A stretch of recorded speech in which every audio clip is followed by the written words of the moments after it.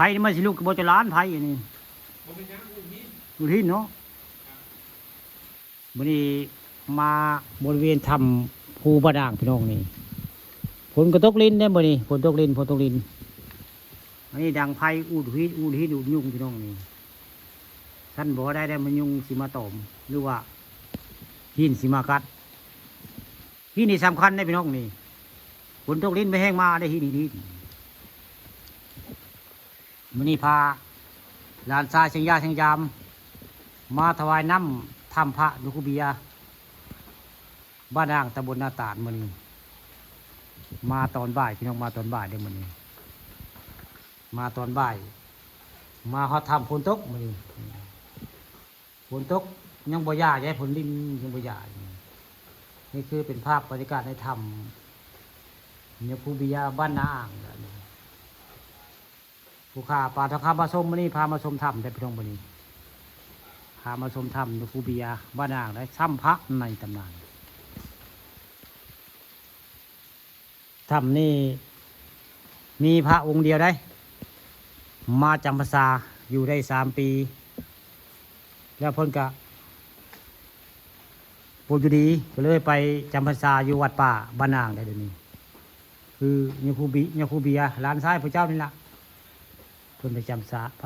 พรรษาอยู่วัดป่าบ้านนางเลยมื้อนี้พระหลานชายเชียงยามมาถวายน้ำแต่มาบ่พอญาคูพี่น้องญาคูจักไปใส่แล้วส่วนมากแล้วทำนี่ญาคูบ่อยู่หึงได้พี่น้องไอ้หม่องนี่เพราะว่าทำนี่อยากเห็นแปลกๆได้เห็นที่สิ่งบุคคลเห็นก็จะเห็นญาคูองค์แรกลงมากับเพิ่นพ่อได้ในบันไดทางลงจะเห็นงูก็โตดำหัวแดงเพิ่นว่าฟังได้ญาคูนั่นออกคลิปผู้ฆ่าอยู่ได้ในทางลงบันไดเล็กนี่แหละลงมาเมื่อแรกเพิ่นก็เจอเลยเพิ่นเจออันงูเห่าหัวแดงกระตูดำทางลงถ้ำนี่ประวัติได้แต่จะผู้ที่ผู้ฆ่าว่าสิเอาน้ำมาถวายน้ำบุเห็นน้ำจรานเนาะจักบุเห็นเพิ่นแล้วมื้อนี้ก็เลยถวายไว้ให้เจ้าที่เจ้าทางไว้ในถ้ำนี่ทำที่ถวายแล้วเมื่อกี้นี้นี่ก็คือ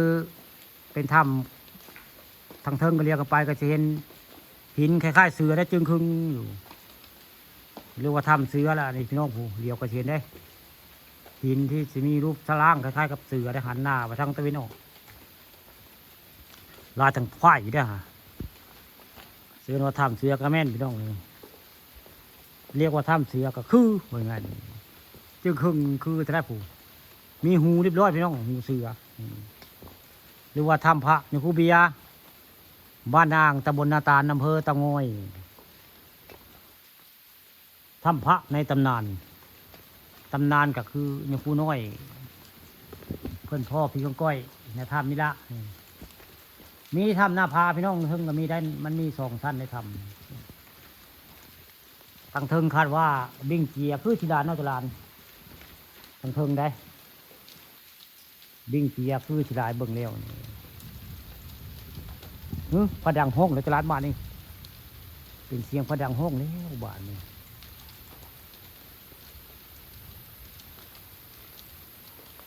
พวกจะเป็นถ้ำหน้าผาได้พวกเป็นหน้าผาสูงสั้นได้ผาจะขึ้นถ้ำต้องมันปีนกงไม้ลงมาได้ปีนกงไม้ลงมาแล้วก็ต้องเอาไม้กาดเขาไปได้แต่สีเข้าถ้ำได้เบิ่งแล้วมันทำหน้าผาญาคูเบียบ้านนาอ่างนี่เทิงนี่คือมองผีก้อยอยู่ได้มองผีก้อยโดดลงมาหาอาจารย์น้อยกับนี่ละในทำมันมีหน้าผาเพราะฉะนั้นอาจารย์น้อยว่าผีก้อยอยู่หน้าผาเป็นที่มาของผีก้อยก็คือมีหน้าผาอันนี้แหละที่น้อง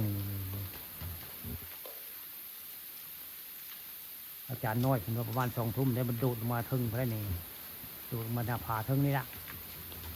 แล้วก็มานั่งอยู่ในนี่นอน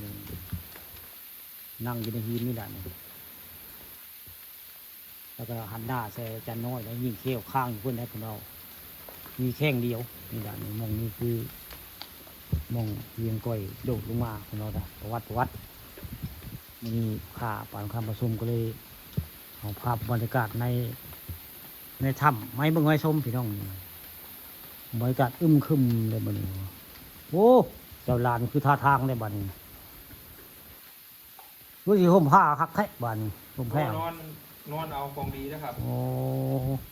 นอนเอาเลขบ่ เดี๋ยวเอาเบิร์ดได้ตัวใดเป็นตาได้เอา เดี๋ยวตื่นมาแล้วบอกลุงเด้อเลขหยังเลขหยังบอกลุงนี่ จะบอกเนาะคันใด อันหน้ำไม้เมื่อวานนี่แต่เฮือนป้าโตแกะหน้ำไม้เห็นเลขได้เมื่อวานเห็นคักได้ บอก เห็นเลขในหน้ำไม้ อืม เลข3กับเลข5 ครับ บอลเขียนเอา บอก เมื่อวานนี่เห็นเลขในหน้ำไม้เห็นคักได้หน้ำไม้ไล่ได้แกะมาเป็นเลขเป็นห้อยเลขได้เมื่อวานนี่